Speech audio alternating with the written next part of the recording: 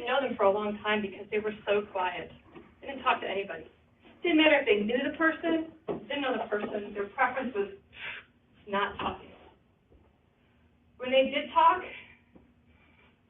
face was flushed. It was a comfortable situation for all involved. Talking was hard for this person. I came to find that this person joined Toastmasters because they got a job. They needed to talk. They were a meeting facilitator. Not only did they have to spark and talk to people, they needed to spark conversation with others. Who in their right mind would hire someone who can't even talk on a one-on-one conversation to facilitate conversations with large groups of people? They recognized this deficiency and joined Toastmasters because the fear was crippling for them. This person was me. The thought of coming up and talking in front of people, I was nauseous, sick. You all staring at me, red, face flushed, hands shaking, sweaty. I would read from a script and hope I didn't lose my place because then I'd be a bit of a deer of a headlight. It's terrifying to talk to people. And I had a job where I had to talk to people at all levels of the company. It's crazy. And so here I am. How many people have felt that way? The shakiness, the sweaty hands, the heart pumping out of your chest at some point in time, right? Look around, folks. Everybody put your hand up if you felt this way.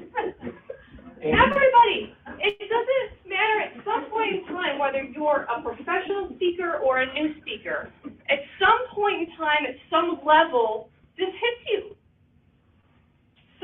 So why? Why do we feel this way? Why is speaking to someone so hard? Well, there's some legit reasons, right? So let's talk about some of those so we understand why we're having these anxiety issues. The first, the fear of the unknown, right? We like to plan and be able to predict what's going to happen. But I don't know how you're going to receive what I'm going to say. I don't know if I'm going to tell you what you were hoping I was going to deliver. I don't know if my audio visual is going to work. There's so many unknown variables when you get up and speak to people. And that causes and starts to raise that anxiety level, right? And why? Because the second issue is a fear of failure. Deep down, we really want to do our best. We practice. We want to come across. We want people to be shaking their heads and nodding. And what if we bomb? What if we forget what we're going to say, right? What if we do the worst? Your video doesn't work, your audio doesn't work, you make sweet presentation materials and then they don't work and you lose your place. Failure is stressful. Anxiety has now gone up a little bit.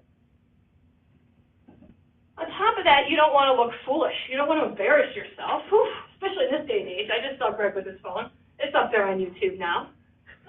We don't want to embarrass yourself. Let me tell you another story. I had a coworker who was also on my team. We facilitated large groups of people, gathering ideas to solve problems. And he was up at the whiteboard. He's writing the ideas are rolling in, the board's filling up, and so he squats down, ripped his pants right down the middle in front of everybody. I would have been mortified. Now, he was a pro, made a joke that his wife's been nagging him to replace those pants, and as a good Marine, stories all day of way worse things have happened to him. But wow, he had to have been a little embarrassed. Anybody, right? The other issue you could have is you don't want to be boring. I'm sure a lot of college professors feel this way. You're delivering dry material. You want to spice it up. How terrible is that? If you're looking at your audience, they're playing on their phones, they're having side conversations, they're nodding off, they're maybe walking out the door. Oh, heartbreaking. Anxiety keeps going up. So right, we have a fear of not knowing things. How do we overcome that? Because we don't want to fail, we don't want to look silly and rip our pants, and we don't want to bore our audience. So what can we do to start overcoming this fear, to not have the red face, to be sweating and feel sick before you get up here? I promise.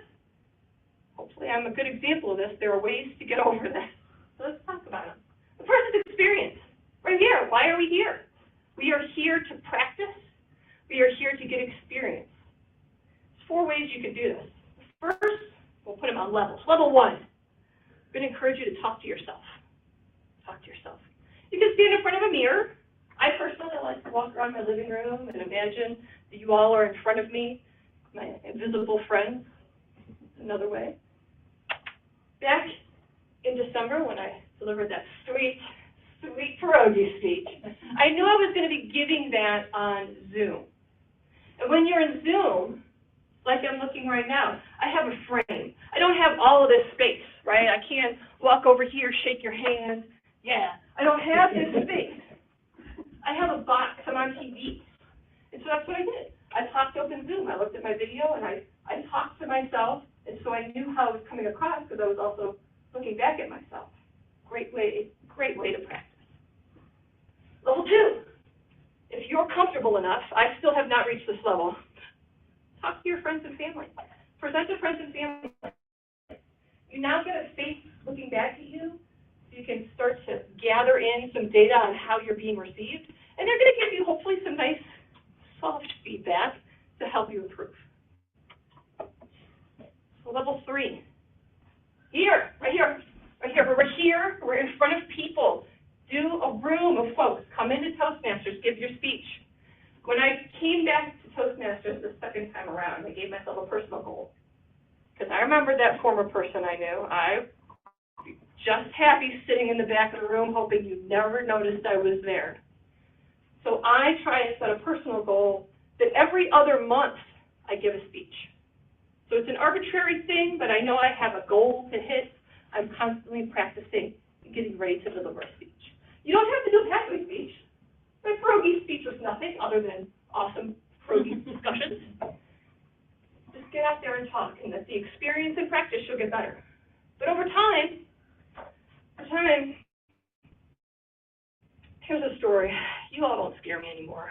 I am not concerned about talking to you. I can talk to anyone at work. The environment is comfortable for me now. So how do I level up my game? Because our point is to grow and continue to be uncomfortable and get better at speaking. Go to Sterling's Club. New people, new venue. You don't know the feedback you're going to get. You don't know how you're going to be received. I personally started a meetup group. Whew. That is the pinnacle of uncomfortableness. Random people I don't know coming in. I need to talk to them, make them feel comfortable, possibly teach them a little art. Wow, it is the nerves, but I do it. And I get better each time. Worst case with a meetup group or something like that, they're posting feedback right there on the internet. Like everybody knows if you were cool or not. So that fear of failure, it's high. Right. So we have 4 ways that we can get experience, practice, get better. What else can we do? How about visualization? We're humans. We're really good. We got wild imaginations. We tend to visualize and predict and think about all of the terrible things, the apocalypse, all of that. I want to ask you to put that aside. We're not going to talk about bad things. If you're comfortable, you could close your eyes. Take a deep breath and let it out. I want to tell you a story. And I want you to put yourself as the main character of this story. Okay? You just finished writing the sweetest speech about a topic you are so passionate about.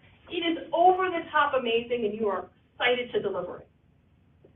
When you came up, the person who introduced you, gave you such an amazing introduction, you were shocked they were talking about you. Like, who is this person? And you walked up and you got a warm welcome, man. Everybody was happy you were there. And you delivered your speech. You hit every point. You were right on. Message received. Your vocal variety was just at the right point. Your body language really emphasized the point you were trying to get across. And you knew you were doing a good job because as you looked across the room, you were getting the head nods. You were getting some, maybe you got an actual verbal, yeah. People liked what you said. You thought you did a really good job, and your evaluator let you know you did it. You nailed every goal that you wanted. And your speech was so well received that afterwards people stopped and talked to you about your speech after the meeting. All right. So open your eyes. How do you feel? A little less anxiety. You didn't visualize yourself ripping your pants, right? Kind of brings that calm. Focus on the positive and good things will happen. All right? Third thing we can do, and I will admit, what I'm going to say is easier to say than to do. Relax, my friends, relax. We actually just did that, right? Like, taking a moment to close your eyes, breathe, put on some calming music, a little water trickling and peaceful little twinkles that you hear, right? Put on some good music and relax and do a little bit of meditation ahead of time. Maybe, and you can all do this with me. Roll those shoulders, right? Stretch that neck. Get in this, we do when we start, right? I'm alive. I'm alert. So, yeah, move the body. So, another great way to relax, and you can, as you just saw, do it anywhere. Stretch, do a little exercise, walk. You may see people pacing, talking to themselves, right? Because they're practicing. So, get them a little exercise and movement in the body to release that tension and relax a little. Also, very important if you can, don't let life stress you out. Try not to be running late or trying to get things together and right before your speech that is really important to you, stress is just built up because you pushed. Try and get there a little early. Breathe. Take a nice sip of coffee, relax. Maybe do something like read a nice meditative moment out of a book. Do a little doodling, something to relax the nerves and get your mind off your speech before you give it. All right. So, let's talk about our journey today. We have talked about what the heck makes us so anxious. Why is it so hard to talk to people? We also recognize how it makes us feel. Ugh, it's terrible. And then we talked about 3 very important ways you can try and overcome this challenge. Right? We want to have our experience. We want to have experience. Practice. We also want to visualize. We want to think of positive things. Right? Positive visualizations. And then, most importantly, relax. Relax before, try and relax during, and relax after. And I promise you, if you practice, and relax, and you find ways to keep doing your speaking over and over again, you will go from a quiet little mouse, afraid of talking to people, to becoming an exceptional public speaker. Mr. Toastmaster,